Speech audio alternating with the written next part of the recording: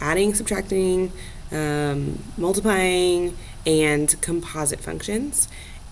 When we are adding functions together, f of x plus g of x, you really are just adding all of the pieces. So 3x minus 10 plus 2x squared minus 4x plus 13.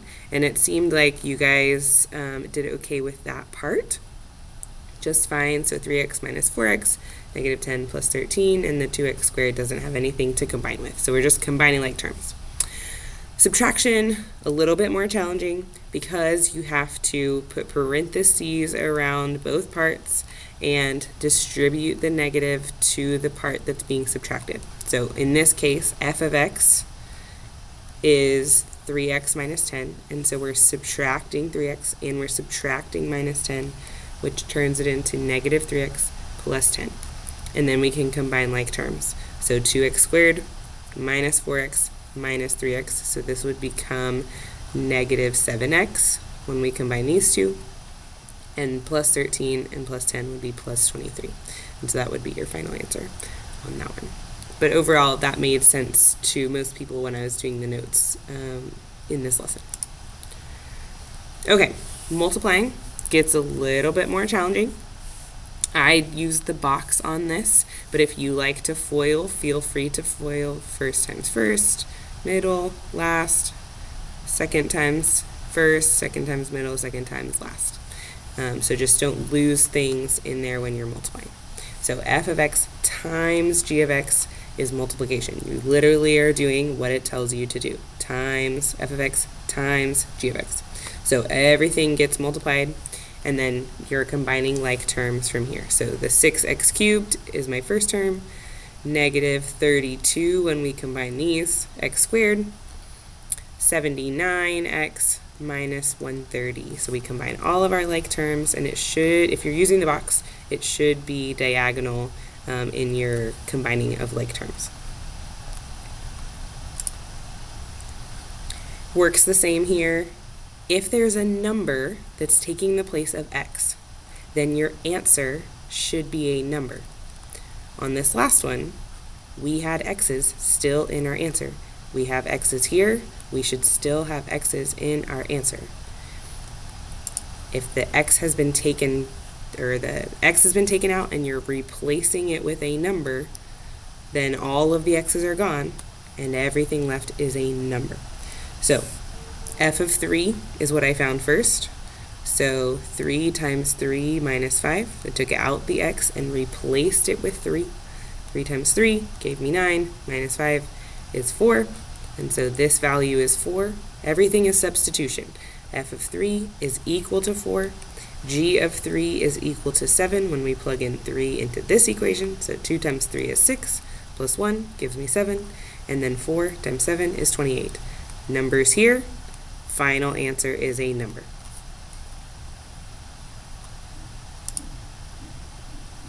All right, no numbers taking the place of x. It's x's and x's, which means my final answer should, or my work should still have x's here. And so here I have 2 times f, and so 2 of these turns into 6x minus 10, and negative 3 times 2x, negative 3 times 1 gives me negative 6 minus 3. And so actually in this case, the x's disappear because they subtracted. But we had x's until our very last step when we combine like terms. So hopefully you understand the difference between like, okay, but all my x's disappeared. Well, they're disappearing for a different reason. Here they are subtracting, and on this last one, they are being taken in place of by a number. Okay, now, this is where you guys got very confused during the year. If g of x, or g of 3, lives inside of the other function, this is what we call composite functions. And so every time you see this, you're always going to start with the inside function. 3 has still taken the place of x, but it's only taken the place of x in the g function.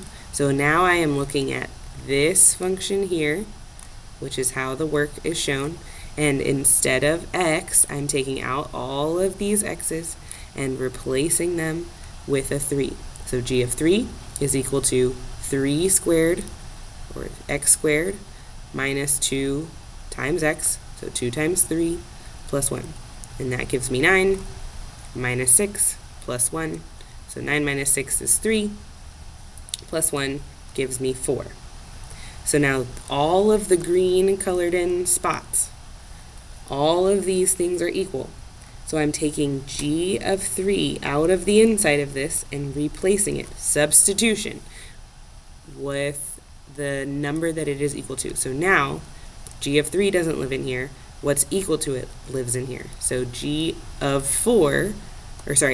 4, I'm plugging 4 into my equation. 3 times 4 minus 5 is 12 minus 5, and that gives me 7. So it's like the first function lives inside the second function, and so we're having to plug in multiple things and evaluate the function at different places. So g of 3 gives me 4, 4 goes into f of 4 gives me 7. And so it's kind of like we're following this little train to get to our final answer.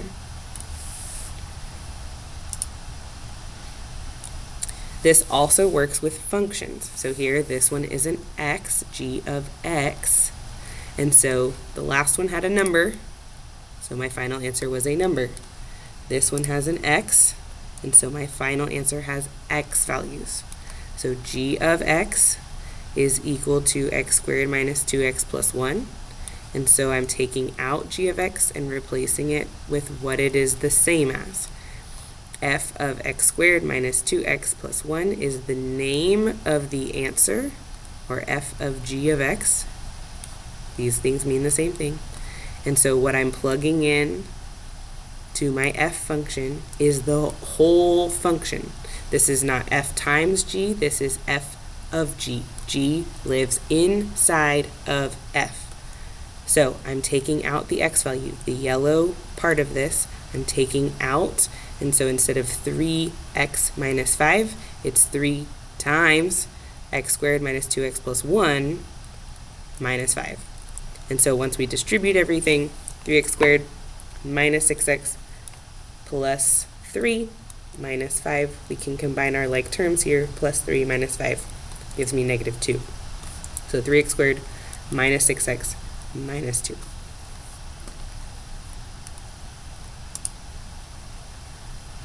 All right, we also did this with values on a graph. And so on this is just a different notation for the same thing. So this is f of g of 2, f of g of 0.